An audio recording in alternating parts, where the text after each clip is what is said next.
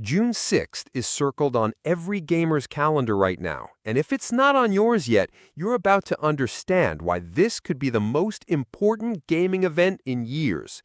We're talking about the event that killed E3, the showcase that has Microsoft, Sony, and Nintendo all playing nice in the same sandbox. And this year, they're pulling out all the stops. Here's what's actually happening. Summer Game Fest has gone from a pandemic experiment to the single most important gaming showcase on the planet. Starting June 6th at the YouTube Theater in LA, we're getting a full weekend of reveals, announcements, and gameplay that's going to define what you'll be playing for the next 12 months. This isn't just another gaming event. This is where the entire industry comes to show their hand. The main show kicks off Friday at 5 p.m. Eastern. 2 hours of back-to-back world premieres from the biggest names in gaming: PlayStation, Xbox, Epic Games, Capcom, CD Projekt Red. They're all there. But here's where it gets interesting. Nintendo is back. After skipping the last 2 years to do their own thing, they've decided Summer Game Fest is worth their time again. And when Nintendo shows up after being away that long, you know they're bringing something big. Everyone's whispering about the Switch, too. Nintendo's been playing their cards close to the chest, but their return to Summer Game Fest? That's not a coincidence. Industry insiders are betting we'll finally see what Nintendo's next-generation console looks like. Even if it's just a tease, just a logo, just a release window, that alone would make this worth watching. But this isn't just about the big players flexing their AAA muscles.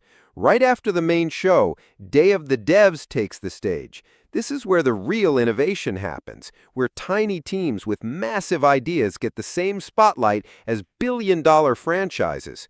Last year, some of the best games came from developers you'd never heard of, working out of their apartments. This year's lineup promises to be even better. Saturday brings something different. The Women-Led Games Showcase at 1 p.m. Eastern. The Latin American Games Showcase at 2 p.m. Over 50 games from Latin American developers alone. These aren't token diversity plays. These are legitimately exciting games that happen to come from voices the industry has ignored for too long.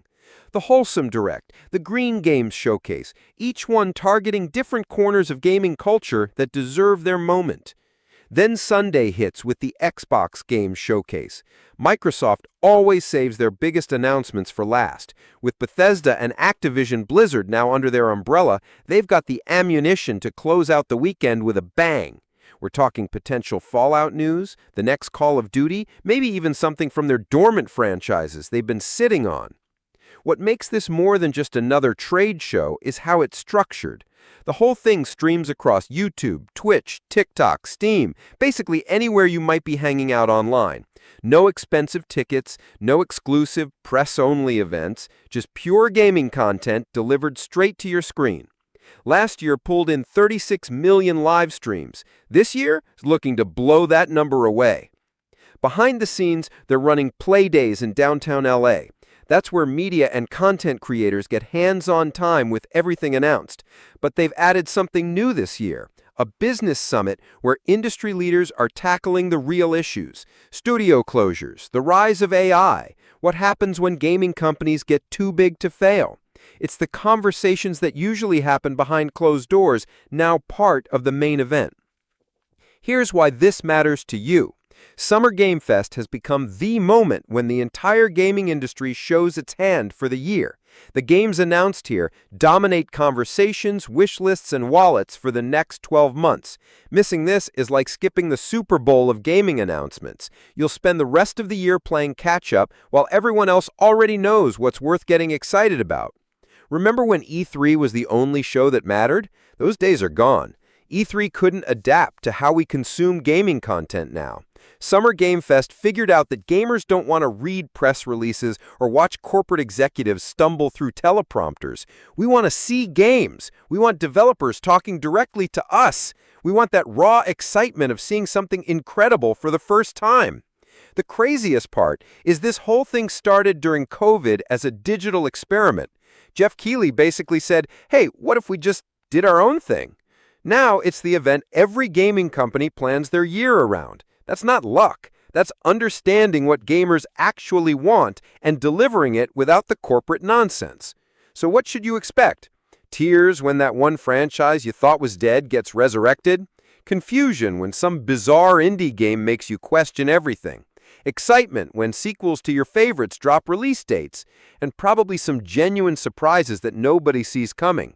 That's the beauty of having 60 companies all trying to one-up each other. The smart money says we'll see Grand Theft Auto 5 news, even if Rockstar isn't officially listed. Borderlands 4 is basically confirmed, the new Mafia game should make an appearance, but the real magic happens in the stuff we don't know about yet. The games that don't exist in rumors or leaks, the projects that studios have managed to keep completely under wraps. What do you think is going to steal the show this year? Here's the thing about Summer Game Fest. It's not trying to be E3. It's trying to be better. No booth babes, no cringy celebrity appearances, no 3-hour press conferences that could have been emails. Just games, developers, and the community that loves them. It's proof that the gaming industry can evolve, can do better, can create events that actually respect our time and intelligence. Mark your calendars, June 6th through 9th.